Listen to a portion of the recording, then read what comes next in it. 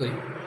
ওকে, আমাদের একটা অঙ্ক দেওয়া হয়েছে 3 নম্বরের অঙ্ক। ভগ্নাংশের এখানে সব মান দিছে, একটার মান দেয় নাই, এই মানটা বের করতে হবে। এই অঙ্কগুলো এতটাই সহজ, জাস্ট একটু বুঝতে হবে। আমরা এই পূর্বের নিয়ম অনুসারে আমরা জেনেছি এবং বুঝেছি যে সমান থাকলে এখানে বা দিতে হয়। কি দিতে হয়? বা। এইখানে যদি বিয়োগ চিহ্ন থাকে ওই পাশে গেলে যোগ হয়ে যায়, এখানে যদি যোগ চিহ্ন থাকে ওই পাশে গেলে কি হয়ে যায়? বিয়োগ চিহ্ন হয়ে যায়। তাহলে আমরা জানি কোনো সংখ্যার আগে যোগ চিহ্ন থাকে কিন্তু দেওয়া লাগে না, তা এর আগে কি মানে কিছু নাই মানেও কি চিহ্ন আছে? তাহলে ওই পাশে গেলে কি হয়ে যাবে? বিয়োগ। তাহলে আমরা এখানে করব, দেখি এখানে আমরা তাহলে প্র্যাকটিস করব। এখন দেখি এখানে রাখবো কি, তাহলে এটা যদি ওই পাশে নিয়ে যাই, তাহলে এই পাশেতে যদি ওইটা নিয়ে যাই তাহলে এই পাশে দেখো এইটা থাকে, তাহলে বিয়োগ বক্স বাই 7 সমান 23/42। কারণ তো এটা তো নিয়ে গেছি, আর এটা কি চিহ্ন ছিল? এটা যোগ চিহ্ন ছিল, তাহলে এখানে কি চিহ্ন হবে? বিয়োগ। তাহলে বিয়োগ দিয়ে কি লাগবে? 5/6। এই লাইনটাকে তুমি বুঝতে পেরেছো? এর আগে কিন্তু বিয়োগ চিহ্ন ছিল বলে বিয়োগ চিহ্ন কিন্তু লিখতে হবে, যোগ চিহ্ন থাকলে লেখা লাগে না। কিন্তু এর আগে যদি বিয়োগ চিহ্ন থাকে অবশ্যই আমরা লিখবো। এই লাইনটা কি বুঝতে পারছো তুমি? এখন এটা আমরা লিখে দেবো। এখানে দেখো, এখানে ভগ্নাংশের বিয়োগ দিছে, ভগ্নাংশের কি দিছে? তাহলে আমরা ভগ্নাংশের বিয়োগ আমরা এই অঙ্কটা করে ফেলবো। করার আগে কি করতে হবে? আমাদেরকে লসাগু বের করতে হবে। এই হরগুলোনের লসাগু, এখানে হর কত কত আছে বলো তো? হর কত কত আছে? 42 আর 6। তাহলে এখন 42 আর 6 এর লসাগু বের করবো। প্রথমে 2 দিয়ে করবো, বলো তো কত হবে?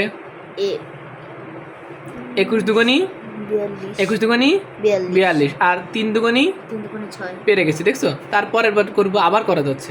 3 দিয়ে যাচ্ছে, 2 দিয়ে তো যায় না, 3 দিয়ে যায়। 3 সাথে 21 আর 3 অক্ষে 1। এই ভিতরে লসাগু দেখো, 3 অক্ষে 3 মানে 1 না, 3 অক্ষে 3 হয়। 3 অক্ষে কত হয়? 3। আর করা যাচ্ছে না, তাহলে এইগুলোকে গুণ করে দেবো। লসাগু, তাহলে 2 গুণ 3 গুণ 7, তাহলে 3 দুগুণী কত? 6। 6 সাথে কত?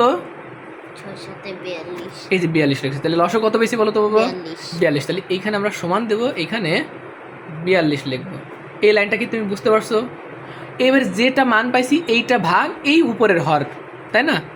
এইখানে যে ওই উপরের প্রথম ভগ্নাংশের হর, তাহলে এখানে 42 ভাগ 42 দিলে কত মান আসবে বলো তো? 1 গুণ উপরের জন, তাহলে 23। তাহলে 23 অক্ষে কত হবে বলো তো? 23। তাহলে এই 23টা এখানে লিখবো। বোঝা গেছে কথা? আর এখানে কি চিহ্ন? বিয়োগ। তাহলে এখানে কি চিহ্ন হবে? বিয়োগ। তাহলে এখন দেখো এইখানে 42 ভাগ, আবার 42 ভাগ এই যে 6, কেন এইটা তো করা শেষ, এখন এটা করবো, তাই না? এটা করা শেষ, তাহলে এটা করবো। 42 ভাগ 6 কত আসবে বলো তো? 7। এই 7-এর সাথে গুণ হবে উপরে ওই লবের সাথে, তাহলে কত হবে? 5। তাহলে 5 সাথে 35, এই 35টা লিখবো এইখানে। তুমি কি এতটুকু বুঝতে পারছো? এবার আমরা এখানে বিয়োগ অঙ্ক দিচ্ছি, এখানে কি অঙ্ক আসছে বলো তো? এই বিয়োগ অঙ্ক করবো। যেহেতু ছোটটা থেকে বড়টা বিয়োগ করা যায় না, তাই আমরা বড়টা থেকে আগে ছোটটা বিয়োগ করবো। দেখি এখানে লিখলাম 35, কত লিখছি বলো তো? 35 আর এখানে 23, এটা বিয়োগ করবো। দেখি বিয়োগ করলে কত আসবে? 2 1 12 আসে। যেহেতু এর আগে বড়টার চিহ্ন, এটা ছোট চিহ্ন প্লাস হয়েছে, আর বড়টার চিহ্ন বিয়োগ। বড়টার চিহ্ন কত দেওয়া রয়েছে? বড়টার চিহ্ন দেওয়া রয়েছে বিয়োগ। তাহলে এই 12টার আগে কি হবে? বিয়োগ চিহ্ন। কি চিহ্ন হবে? বুঝতে পারছো তুমি কথাটা? তাহলে এখন দাগ দিব, এর নিচে ছিল 42 আর উপরে কত হবে? মাইনাস কত? 12। এইটুকু বুঝতে পারছো তুমি? এইটুকু যদি বুঝে থাকো, আমরা এই অঙ্কটার এই যে সেই বক্স করতেছিলাম, এই বক্স আবার একটু করতে থাকি। এটুকু আমরা কিন্তু বক্স করে ফেললাম, সাজিয়ে ফেললাম। এর আগে কী চিহ্ন ছিল? বিয়োগ চিহ্ন ছিল। এর আগে কী চিহ্ন ছিল? বিয়োগ চিহ্ন থাকলো। এখন একটা মজার ব্যাপার দেখো, মনে রাখবা, যদি সমানের দুই পাশে যদি বিয়োগ চিহ্ন থাকে, এই বিয়োগ চিহ্ন উঠে যায়। এই বিয়োগ চিহ্ন কী হয়ে যায়? উঠে যায়। এই যদি সমানের ওই দুই পাশে যদি বিয়োগ চিহ্ন থাকে তাহলে কী হয়ে যাবে? মনে থাকবে কথাটা? সমানের দুই পাশে যদি বিয়োগ চিহ্ন থাকে, সমানের দুই পাশে যদি বিয়োগ চিহ্ন থাকে, এই আবার আমি এখানে লিখে দিচ্ছি, শখ করে লিখে দিচ্ছি। দেখো সমানের এই পাশে দুই পাশে যদি বিয়োগ চিহ্ন থাকে তাহলে কী হবে? উঠে যায়, কাটাকাটি হয়ে যাবে, অর্থাৎ উঠে যাবে, দুইটাই উঠে যাবে। তাহলে দেখো এখানেও বিয়োগ চিহ্ন ছিল, এই যে সমানের আগেও বিয়োগ চিহ্ন ছিল, এই জন্য কী করছি আমরা? কেটে দিছি। কী করছি?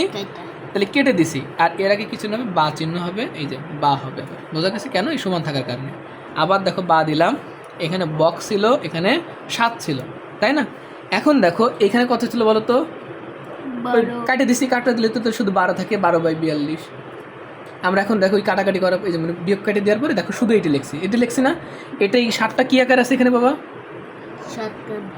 ভাগ আকারে আছে। আর এখানে যদি ভাগ আকার থাকে, এই সমানের ওই পাশে গেলে কী আকার হয়ে যাবে? তাহলে এখানে শুধু বক্স রাখবো, যেহেতু আমরা এখানে ওইটা তো নিয়েই যাবো, তাহলে শুধু বক্স রাখলাম, সমান রাখলাম। এই 12 বাই কত?